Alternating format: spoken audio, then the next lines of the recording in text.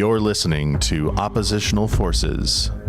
Bad guys for good reasons. All right, ladies and gentlemen, welcome back to... no, that's a double intro there. We're not going to do that one. So, welcome, ladies and gentlemen. We'll do it live to to Oppositional Forces. I am your host, Scotty Don't. With me today is my lovely co-host, the last Yoden in the frozen north, Mr. Frost. Say hi.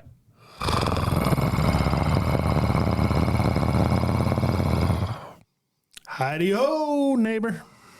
Mr. Flanders. Seems appropriate. This episode is brought to you by last episode where we were talking about use of force, and like a good Tarantino movie, we are doubling back to inject ourselves into kind of the beginning of that use of force continuum. And by that, I'm talking about de-escalation. So the reason we did the use of force first, I kind of made apparent in the last episode. Go give that one a listen. But to kind of rehash it, I think that it's important to understand where you're going before you really start breaking down how you got there. So with a goal in mind of, if the shit really hits the fan, what am I going to do about it? This is the steps I take in the force continuum. But we really don't want to get there, do we, Mr. Frost? No, we do not. It's definitely not the space that we want to be in ever, if we can hopefully control it. Right. If you can be a warrior in a garden, hats off to you, right? I see what you did. Yeah, you see what I did there? Yeah, I see what you did. Right, because, you don't want to be a gardener in a war, as the time-old saying goes.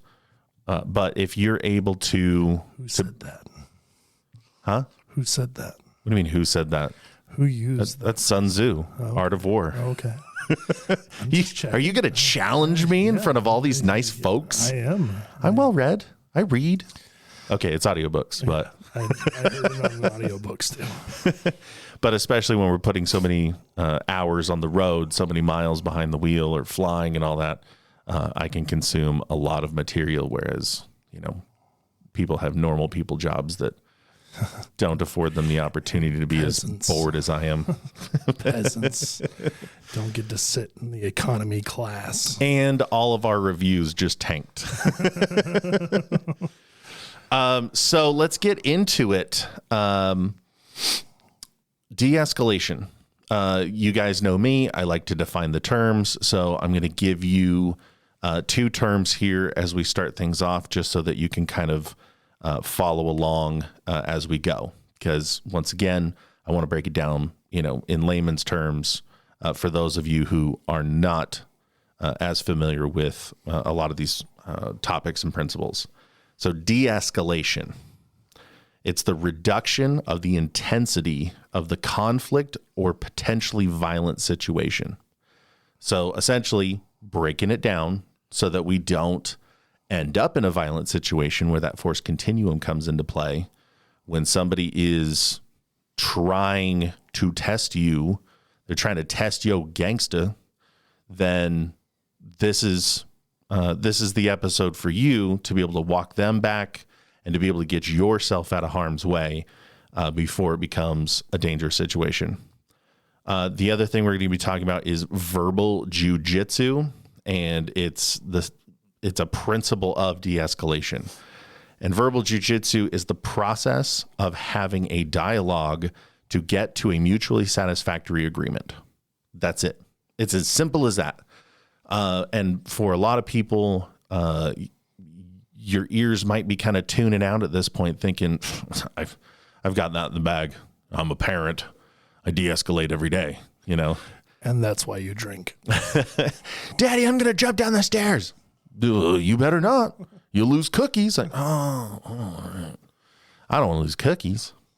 So, or your cookies. So, I think to kind of kick this thing square off, let's just jump right in to the techniques that we use, the things that apply most in a situation like this. And while we're going through these, just kind of put yourself in a situation, maybe it's a situation you've been in before, that you can kind of recap and rehash and be like, oh yeah, I did that. Or you can totally fairy tale a situation for yourself where you are in what can become a violent confrontation, and you are in that first step, right, in the force continuum. Right now, you're at that verbal stage where the two of you are squaring off. So the first thing we want to do is understand where the person's coming from, to be empathetic and non-judgmental. What's a good way to get into the head of the person who is confronting you, Mr. Frost? From my past experiences, generally, I will kind of step up and just say, "Hey, I don't know what's going on. I'm kind of oblivious." If that's the situation, if I'm walking up into the situation and it's just turned on me, will be, "Hey, I don't know what's going on. Let's talk about this. Maybe we can find a resolution. I'm sorry if I've done something to upset you, but let's talk about this so maybe we can not have to yell and scream at each other." Right. So one of the things that I like to do most is Sorry, guys. My microphone keeps adjusting your mic. falling on me.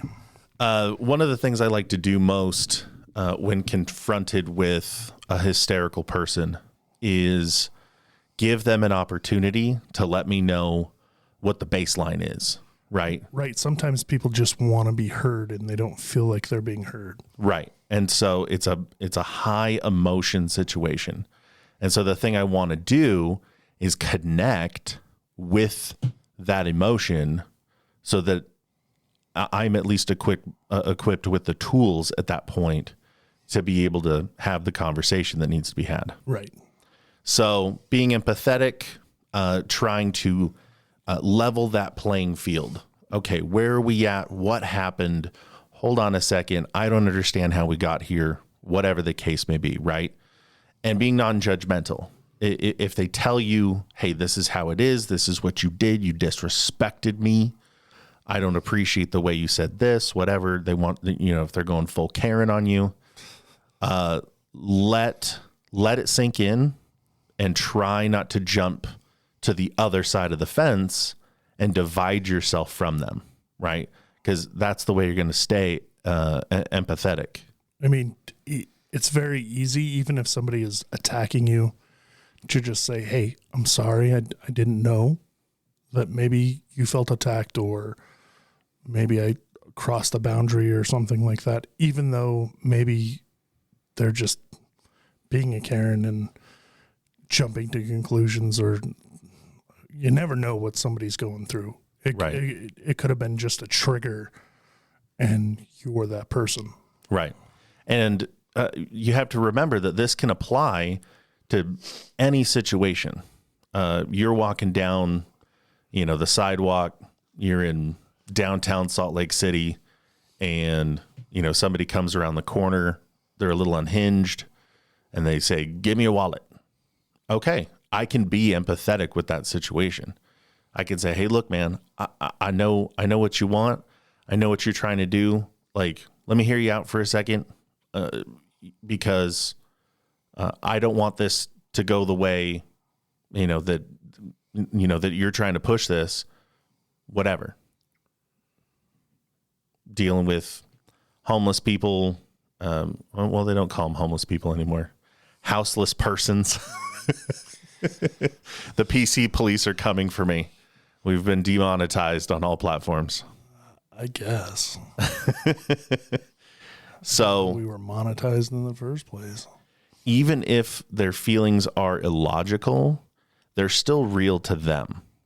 And so that's why we start with the empathetical, because if you can stretch out, your empathic abilities a little bit, then you'll be able to help identify how they got there and maybe be able to walk them back to a place where, reality lies. Or even just redirect that energy.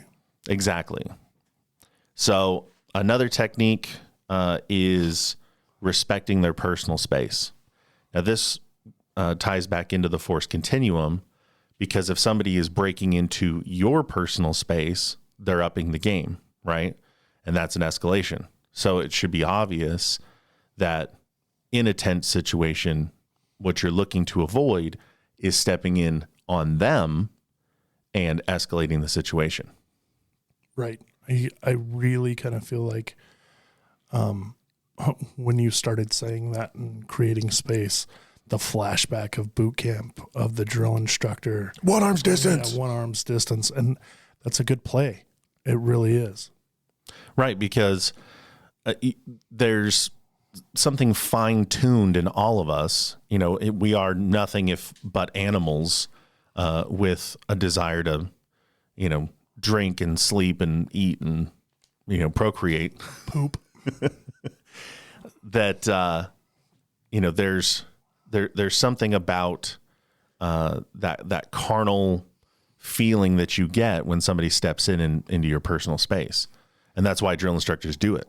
That's why they get up into your face, is because they're creating that tense, uncomfortable situation. And you can't be the guy, all the veterans listening know what I'm talking about. If a drill instructor got in my face, I would punch him. I would punch his lights out. Like, okay, sure you would, bud. Yeah. Like you and the other 10,000 people with the same stupid story I've talked to in my life. We get it. You're super cool. I'm glad that you almost joined. The idea behind, respecting somebody's personal space is not turning on all those bells and whistles. And part of that is your body language, right? Not squaring up, your posture on them. If they are not pushing the envelope forward and attempting, in a very rapid sense, a very quick sense, to escalate the situation and pushing that force continuum forward, if you can break yourself down a little bit, blade yourself, change your stance and posture and your proximity, so that you can create, that healthy space where they can calm the hell down. Right. So, brain dump. I'm trying not to jump too far ahead of this. Using non-threatening nonverbals, facial expressions, movements, tone of voice. This ties in with the respecting personal space. Don't roll your eyes. Right. Your facial expressions, oftentimes, you'll see someone who's doing a really good job of using verbal jujitsu, and they have almost like a surprised look on their face, right? It's that open, like, letting everything in, like, oh, okay, I see where you're coming from. All right, bud. Like, let's take a step back. Let's dial this down. Let's see how we got here, right? So you don't want to be scowling and grimacing, making rapid movements. Bring that tone of voice back. Be the rational one, the best that you can, right? Sometimes that's, I've been married a few times, and when you try to de-escalate like that, they take it as straight up sarcasm, and that's the most frustrating thing. But well, I didn't say tell them to calm down, right? Because that's the nuclear option. Baby, can't you just calm down? Yeah, but that's not what I'm talking about. It's just like putting your hands up, almost like you're reaching for. Anyways, I was going to say something off color, but just kind of taking a breath and slowing down everything and becoming very rational and very slow. it's almost antagonistic to some people. Well, and you have to know your audience, you know. So if you have, you know, experience with the individual, you know, it's your friend at the bar, I was your married, and it still didn't work. it's your spouse at home, whatever, you know. And I'm trying to pick out the name of the video that I'm thinking of. But do you remember that video with the gal that's got the nail in her forehead? Do you remember this? Wasn't it a commercial or something like that? It was something like that. Like a commercial, and it was like, I have a splitting headache and I don't know why. Right. And she's got this 16-penny nail in her head. Yes. So, you know, imagine the person across from you has the big nail in their forehead.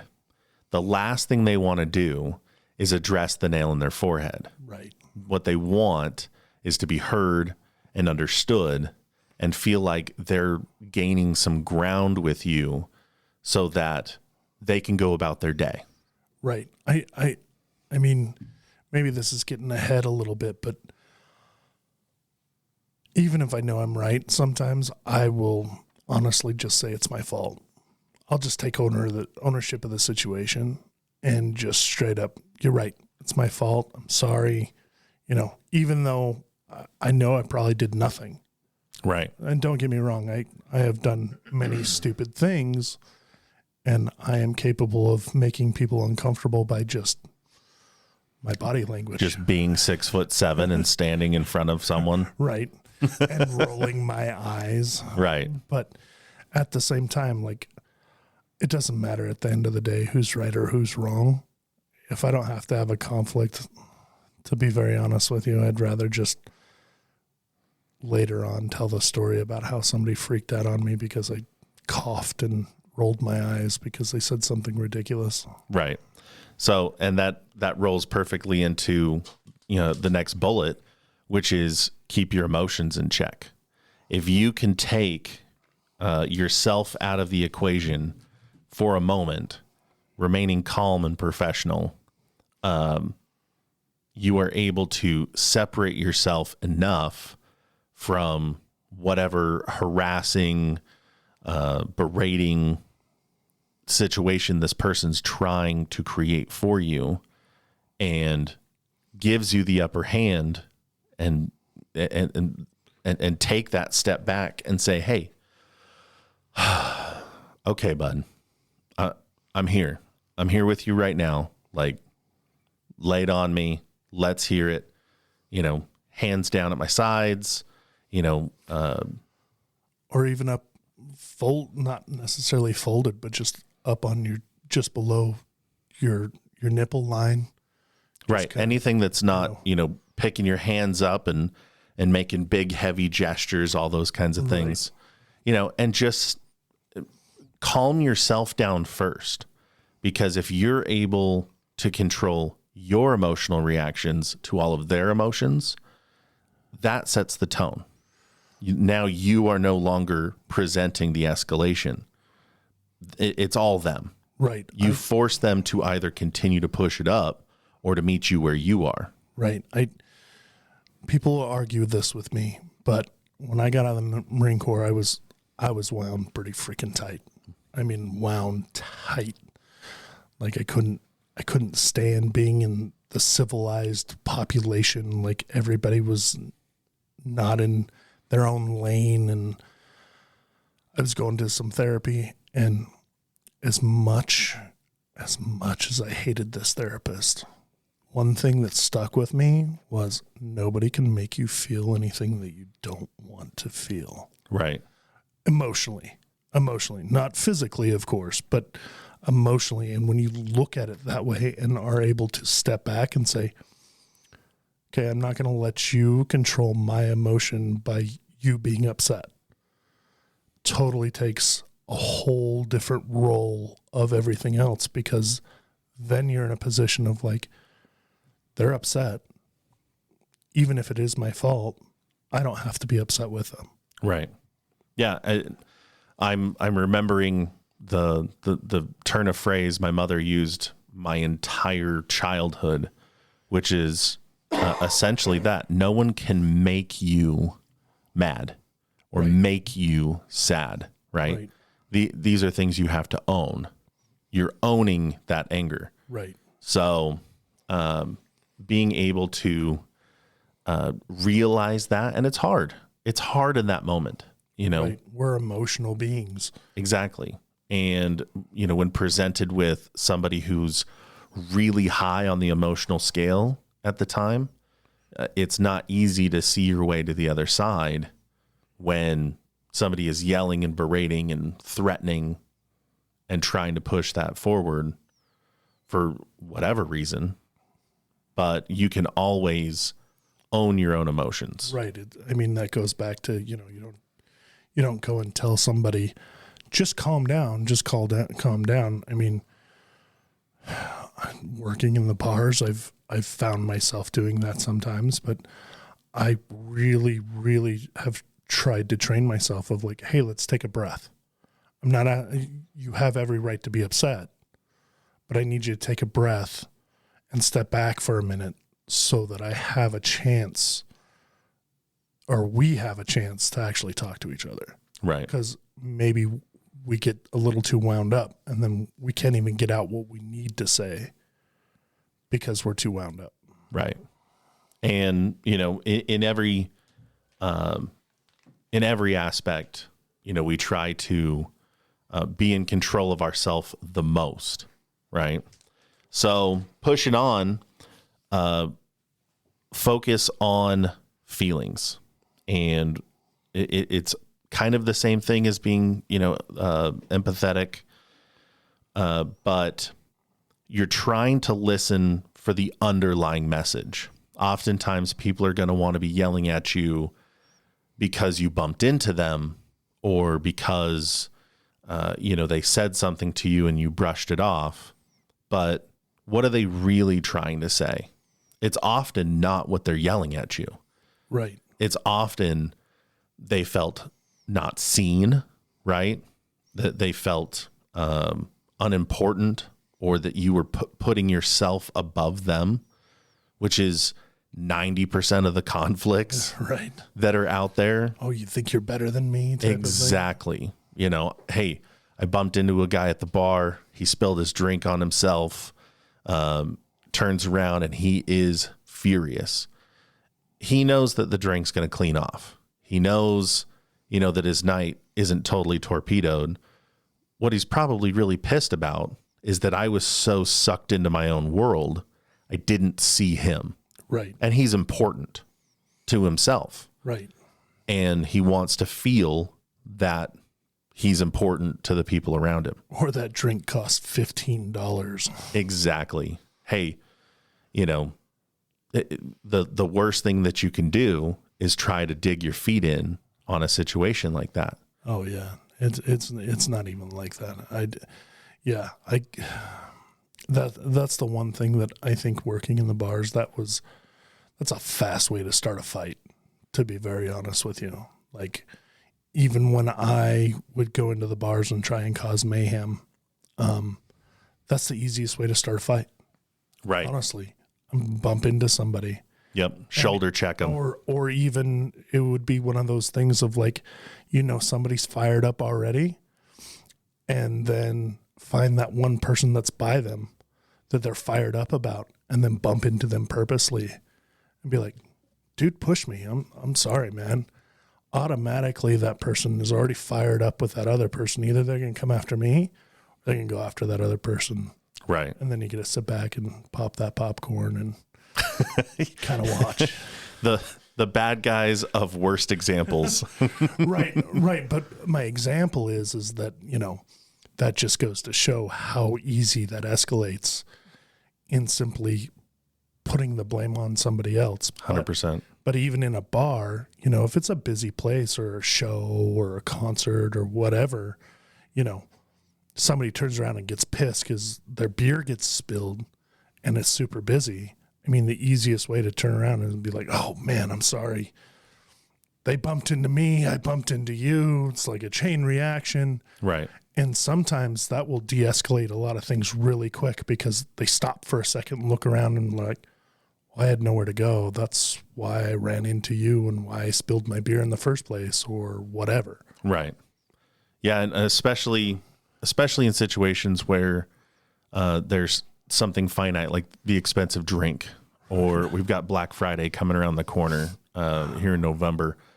And, you hear every year about the brawls and the fights over the friggin', 25-cent toaster.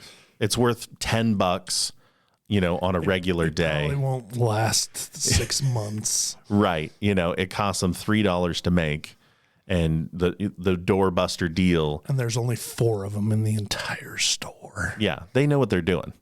But, in a situation of scarcity, taking attention, a girl's attention away from a guy at the club, cutting in, on a dance, like whatever. Man, that dates me, doesn't it? Like, I'm cutting in. No, it doesn't. It doesn't, because I haven't worked in a bar in, well, it's been 2 or 3 years maybe, but I would purposely flirt with somebody's old lady, like at the door, checking IDs if he was over there checking out other chicks. Mm-hmm. Like I would purposely do it because that's how I check that ego. I see where he is emotionally, because if he catches on that I'm hitting on his girl, I already know that, hey, that's a guy I got to watch that's going to get fired up. Right. So focusing on the real reason that they're there with you, whatever it is. And sometimes, especially, as you're trying to dial that in, if you listen to the subtle cues, you can ask those open-ended questions that get you there. Right. They could be, you bump into somebody, maybe they have a hurt foot or they have a hurt ankle and it's kind of busy there. And maybe they got one of those stupid boots on that you can't see because it's kind of dark on the floor and you can't see. Or, right. It's the 5th time that night and they're tired of it. Yeah, they're tired of it. And it's just like, oh man, I didn't even see that, And then it turns into kind of that's the hard thing, is not turning around and being like, hey, it's busy in here. Maybe you should have sent somebody over here to get a drink, not, not try to brave it yourself. Right. So one of the other things that you can do is ignore challenging questions. So oftentimes you're going to be confronted with someone that is attempting to establish their dominance in the situation, right? And so one of the ways that they're going to try to establish that is by breaking you down in order to build themselves up. So as they're prying at who you are, what you are, this one you and I are really familiar with because we've done physical security for forever. Well, we do it to each other. Right. Just as digs and as fun. Right. So in this situation, I'll just relate it from personal experience. You're working, at a club, right? And you're checking IDs. The rule is you can't come in with any sports team logos and stuff on. Right. Everybody loves bringing in like the hats and stuff. But the problem is, especially where I was, is that people wear those team jerseys and team hats and things like that for because other affiliation. Right. Because it reps whatever set they claim, whatever organization they're a part of, criminal entity. And so, you tell somebody at the door, hey, to break it to you, man, you got to put that Niners, hat in the back in the car or whatever. Like, what? You going to come at me with that? Paul Blart? First thing out because I'm heavier, right? Right. And I'm in that position of, quote unquote security for the evening. But you're the gatekeeper. That's the thing that they forget. I'm the gatekeeper. Right. And so they want to establish themselves, hey, I'm the money spending customer. I'm, this so-and-so with this, affiliation, maybe they're not repping it out loud, or they know the owner or something like that. That's the best. I know the owner. And so they want to break you down with the Paul Blart, with the mall cop comments, with the, picking on, my weight or anybody who is getting into the nightclub or bar industry, be prepared for something like that. But if you have a good bar owner or bar manager and they're their friends, they're not going to tolerate that. Right. So don't let anybody talk to you that way. But you have to use this verbal jujitsu. Right. So the challenging questions, they're wanting to establish, who they are, and they want you to take that bait and try to run that whatever flag up there, up your own flagpole and say, no, I'm here and, this is my thing and you're in my way or, whatever. I'm allowed to be here. It's, whatever. Fill in all the blanks. But if you can avoid and then redirect them from those questions, you don't give any credence to those challenges, and the unanswered challenges, are going to fall away. Right. And with stuff like that, I'm just going to throw this out there is, when a bar or a club puts up, my affiliation, like motorcycle clubs or riding clubs, hey, no colors. That means no colors. Right. And that's the vest, that everybody wears. The cut. But that is, you go into California and that's at a lot of bars. It's a lot of bars, no colors. And if you want to go in there, and you want to challenge that as a bouncer at a bar or security, all you got to do is point at that sign because it's plastered everywhere. No colors. Right. No sports affiliate. Things like that. Because then even if they want to trade insults, it just turns into, this isn't me picking on you. Right. This is policy. This is me enforcing this policy. This is why I'm here. Right. So you're redirecting them from focusing on you as the individual, and now they're focusing on the sign, the policy. You can deflect it with, a follow-up question like, hey man, if you're coming here, if you come in here with that, what do you think's going to happen when I let everybody else in here, wearing that or repping this or saying these things, because, what kind of position is that going to put, right. Your old lady in or you in later on in the night? Like how many problems do you want? Right. So, if you don't take the bait, then once again, you're not giving them something to feed on. Right. So in every part of this, you'll notice the trend. You want to give them as little to feed on as possible because they're a fire looking for fuel. Or turn it humorous. If somebody insults you, agree with them and make a joke out of it. Right. That's my favorite.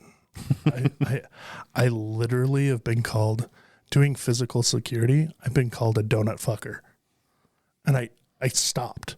I stopped because the way that he was so upset with me and then he said it, I literally started laughing, almost hysterically laughing. And I was like, bro, I'm not even going to get after you because that insult was dope, like super dope. And we started laughing about it and he kept insulting me, but he was like, this dude's cool. Right. All right. Okay. I'm going to leave. Redirects him and knocks him off of his heels, and now, he's got nothing. He's got a big fire and nothing to burn. Right. You take the oxygen, and the fuel away from him, and all he's left with is all that heat. Right. And it's got to go somewhere. Right. So, in a situation like this, you want to set limits, give easy choices for them, positive choices, set simple boundaries so that you can control the direction that this is going into in a passive way. The last thing you want to do is set a hard red line because the first thing that they want to do is walk over it. right? Right. So you draw that line in the sand. You're like, look, if you do this, you're going to have major problems. I'm crossing that line. Like, really? I'm going to challenge you now because I don't think that you've got it, right? Make me. Exactly. So what you want is you want to set, simple limits, things that they can, hey, man, come over here with me real quick.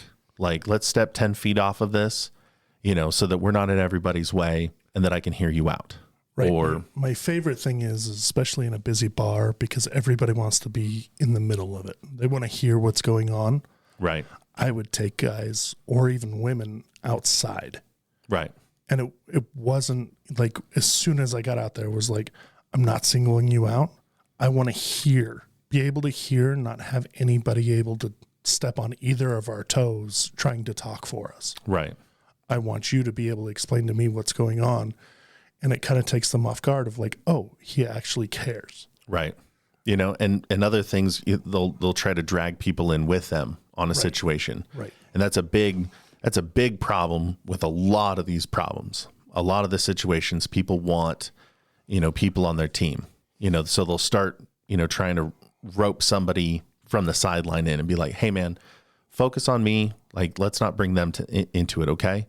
Like, you tell me what it is and how it is, let's keep this between you and I. Right. Right. I'm that instigator is like, punch him in the face, punch him in the face. If you can get someone to comply to 3 simple tasks, you've got this. Right. At that point, you've been able to separate them. You've been able to keep them from dragging other people into the situation. Maybe you've been able to get them to bring their voice down. Like, at that point, okay, I have a reasonably compliant individual who's just feeling unreasonable right now.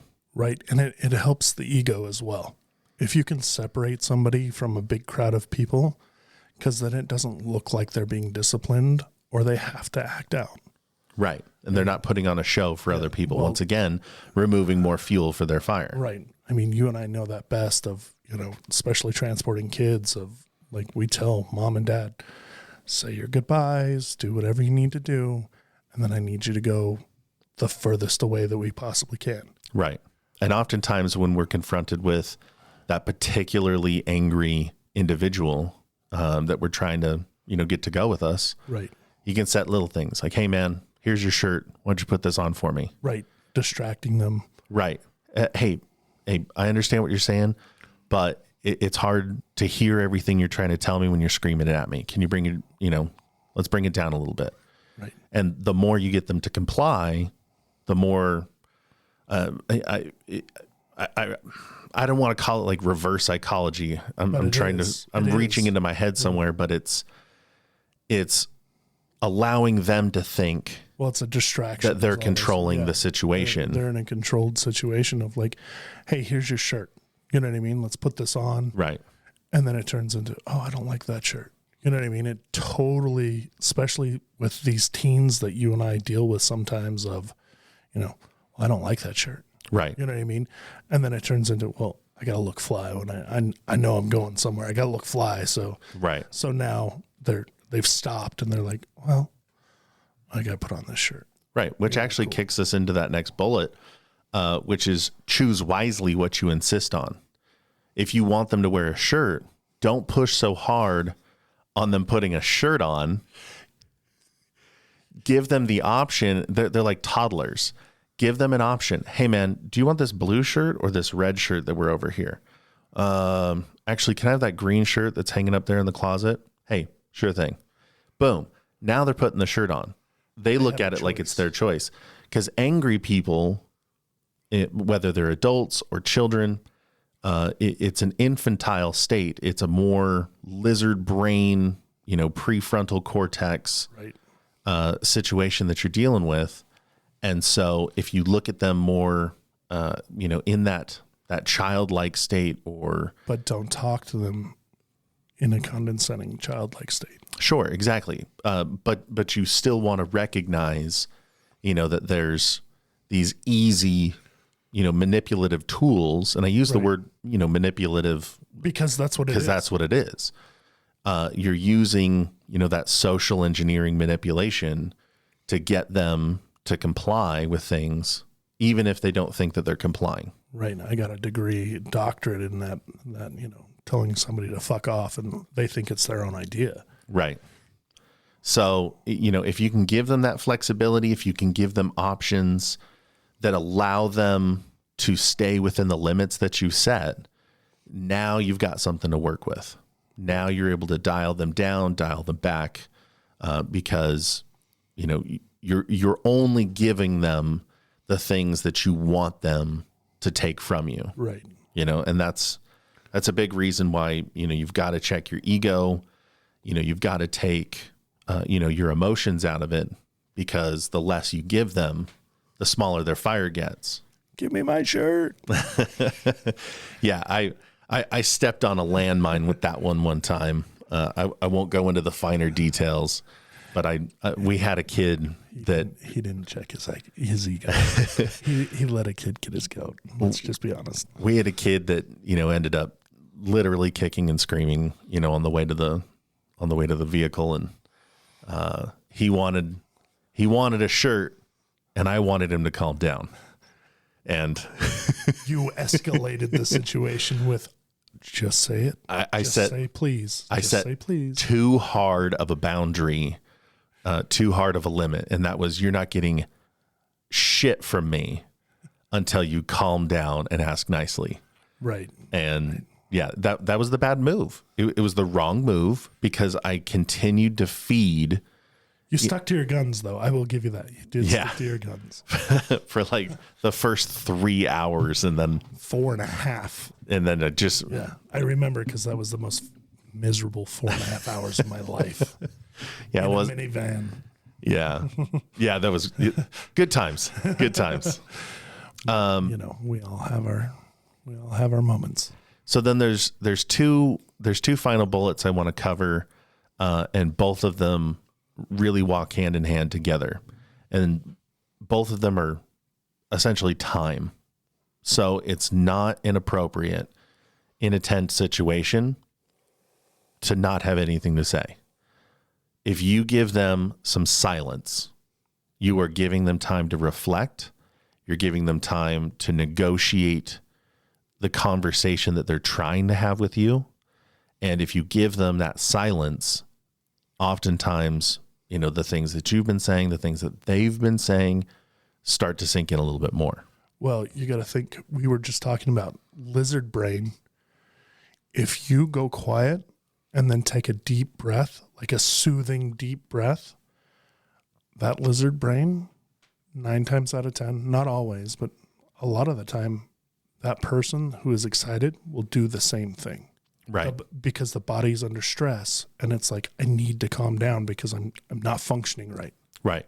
And that's a great psychological tool. It's called mirroring. People want to follow a leader, and when you set a tone and you're guiding them, you're getting them to pick up some of those little breadcrumbs that you've been handing them, you can start to negotiate quietly, silently, how you want this conversation to go. Everywhere from your posture and your body language to your volume, to get to that final conclusion, which is everybody leaves in one piece. Right. You're driving the short bus. You're the one driving. Right. Or the long bus, whatever. In my case, it's always the short bus. I did ride a short bus when I was young, but that explains a lot. It does. It does. This fascination of licking windows. Well, they were always flavored, with somebody else's. Yeah, we won't go down that road. We won't go down that road, because now I have a fascination with my tongue hanging out of my mouth most of the time. So we won't even go there. So the other side of that coin for allowing the silence is allowing time for decision making. If you're asking something of them, if you're setting a limit, and you're trying not to be really firm and hard on it, you don't want to draw that hard line. Give them time to reflect on what it is they really want to do, how they really want this to go, and giving them that time to break it down allows this stuff to sink in past their limbic system, and start to negotiate with, the real decision maker, which is their conscious mind. Right. So if you give them the time, you give them the space and set the tone, you can control 99% of the situations. Right. Now, like we talked about on the last episode, if all of this is failing, you have to be willing to meet them at whatever level they want to go. Right. But if you can prevent a situation from occurring, pat yourself on the back, put your head on the pillow that night, and appreciate where you are, because you could just as easily be in the morgue or in a jail cell or in the hospital bed. Or the hospital bed, because too many people today, and I know it's the running joke, like, especially people in our industry, I wish a motherfucker would, oh, today's not the day, or I'm not the one. Fuck around and find out. Yep, exactly. Pick your Facebook slogan, the fancy t-shirt you picked up from, one of your favorite, sheep not wolf dudes, and, or whatever it is. Ooh, shit! Because we got some listeners that are actually followers of that. So I don't. It's lions, not sheep. But well, no, I blended it because that makes it something different. So right. But no, but what I mean is, like, it makes for a great T-shirt. Go buy one. Right. Most definitely. But don't walk around with your chest so far puffed out that you make more problems for yourself. If you can negotiate your way out of a sticky situation, you are 10 times the man or woman, or they, them, that no, we're not getting into that. That's on the YouTube video that you just watched, where they knock someone out cold. World star. I can't even say world star like that. And they've got to go answer questions. They got to fill out a witness, or, a statement. They've got to, retain a lawyer. They're in a hospital, because they clocked the one dude, but then 8 of his buddies just beat you, unconscious. Or you hit them and you weren't paying attention and you did knock them out and they hit their head on the curb. And right. Now they're brain dead. Right. Because and so you couldn't control your emotion just a little bit. You do what you have to do. You say what you have to say to leave. If you can walk away from a bad situation, you're the winner. You won. Right. And nobody else might know it. The rest of the crowd might be going like, boo, as you walk away, like, oh, he got you. Or you're a bitch or whatever. But, right. Hey, at the end of the day, I get to go home. I don't have to deal with any cops. I don't have to deal with anybody else. Like, that was my least favorite thing of being in the bars, of, dealing with the cops on a regular. Right. Because I got some new security guard that's got this mentality of fuck around and find out. I want to bash skulls. Don't get me wrong. It's a cool thing. And I like to get rowdy. Don't get me wrong. But join a gym. Right. Because get in jujitsu. I'm getting into that age why I don't work at bars, because the Tylenol and Motrin don't work the next day. Right. Like, I feel it for days. Yep. And then I go, man, all I would have had to do was just go, bro, you're right. Yep. You're right. I'm wrong. I'm stupid. You're smart. And make them feel special, even though I know they're stupid and they're drunk. But now I'm not nursing a black eye, or I'm not going to the dentist on Monday because I got to get a freaking new tooth put in. Trust me, I've been there. Yeah. So what is it that you always tell me? Like, you win 100% of the fights that you walked away from or whatever? How's that go? You tell it to me all the time, or at least you used to.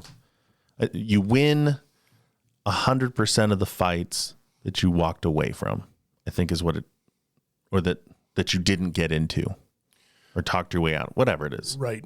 I mean, ultimately, it just kind of comes down to nobody ever wins in a fight. In all reality, if you go physical, you may come out on top, but in reality, nobody ever wins. Right. You're just the one that is less, maybe bruised up, maybe. And I say that maybe. I mean, it's like a knife fight. The difference of winner or loser in a knife fight is who dies on scene and who dies in the ambulance. Right. I mean, in a good knife fight, that's the truth of the matter. And if you look at it in that aspect of, nobody ever really wins. I just get to go home. Right. And that's winning to me. Yeah. Or I get to go to my loved ones, or I get to go have drinks with my boys or whatever the next day. I get to save, tens, if not hundreds of thousands of dollars in legal fees, and having to pay fines and even jail time. Right. I mean, that we don't think about it anymore of like, going to jail screws your life up. Like it really, not in a social aspect, but in a financial aspect of like, hey, I got to go to jail. Yeah. Maybe my employer's cool and be like, yeah, you were wrong place, wrong time. We'll keep your spot. Mm-hmm. But anymore, to be honest with you, you go to jail because you flew off the handle, because you can't control your emotions. You don't have a job when you come back. Right. Yeah. If you are not, back in the saddle within 48 hours, Right. you're just long enough to be arraigned, Right. and be released on bond or whatever, then, your entire world is going to change. Right. Even if you are the winner. Yeah. Let's say you weren't at fault, but you still got arrested because they were trying to sort it out. Right. Which is what they're always going to do. Right. And I mean, from a security aspect in a bar, yep, those officers, if you have to have the cops called and they come in, they can take you too. You're not some kind of special person.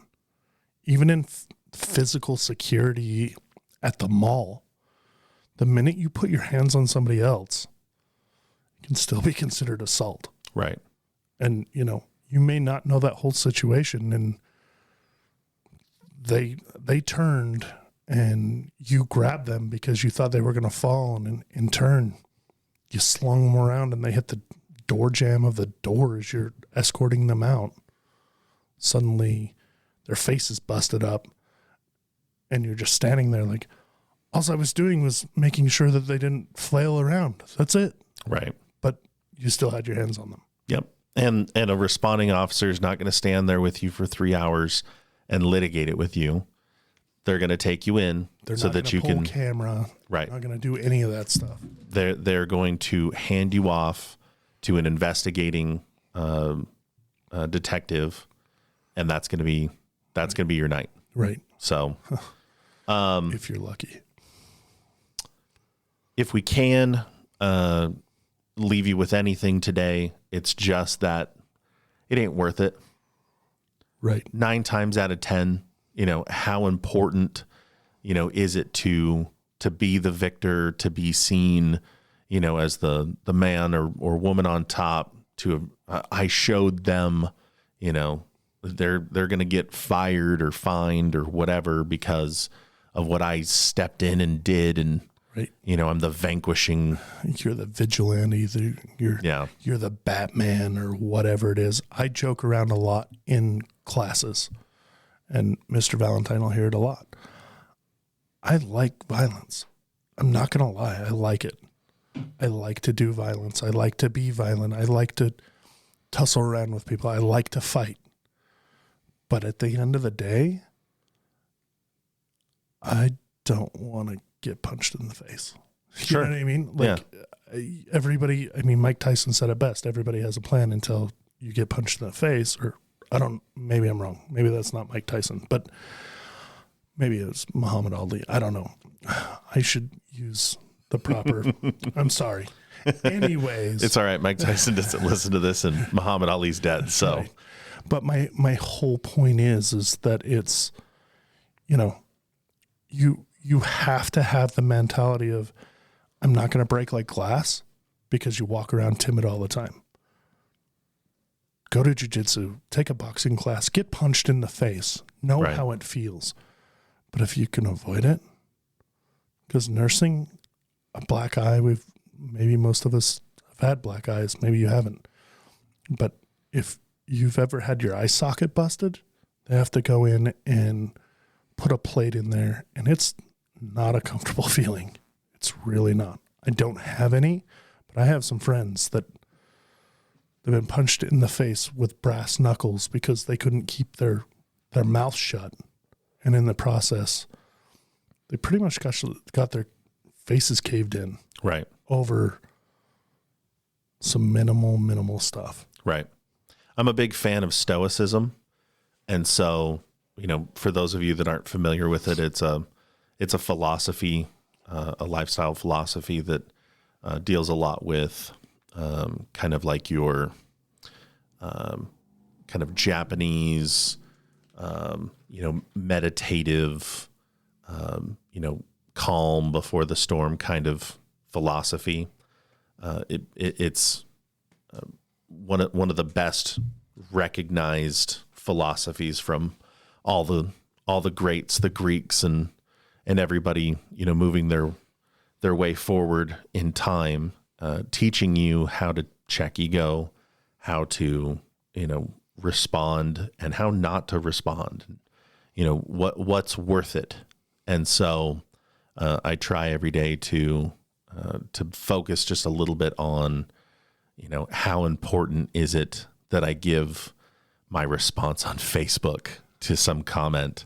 Like I have finally broken free of Facebook arguments, and I'm so proud of myself because that's he just shares it with the rest of us verbally, and I want to strangle him sometimes. Yeah. So, if you can negotiate with yourself first, then I think the rest is easy because because you can't control anybody else's actions, but you can control your own. I mean, it's all about choice. Yep. I mean, we make choices. You get to choose, but we don't get to choose the consequences of those choices. Right. We're watching, now we can watch court proceedings live on the internet, and we're watching these different court proceedings go on for some, national news, level, cases being litigated. And what really stuck out to me is that they are going by frame in a situation that unfolded in a matter of seconds. Right. And it's taking hours. Right. Like, oh, his foot stepped back this way, but you did this, and it looked like he was going to do this. So why did you do this? It's like, dude, this happened in 0.78 seconds, less than a second. Right. Do you want to have to sit in a chair for, weeks on end while everybody, and their sister, quarterbacks. They quarterback it from their phones and their laptops and their TVs and tell you what you should have done in those 2.5 seconds of your life. That was a incredibly stressful situation. That's not where you want to be. So if you can avoid it, then that's what this was for. If you can't avoid it, go back to the previous episode 9, and, focus on, the de-escalation and that force continuum. So with that, Mr. Frost, let's blow the door and get the hell out of here.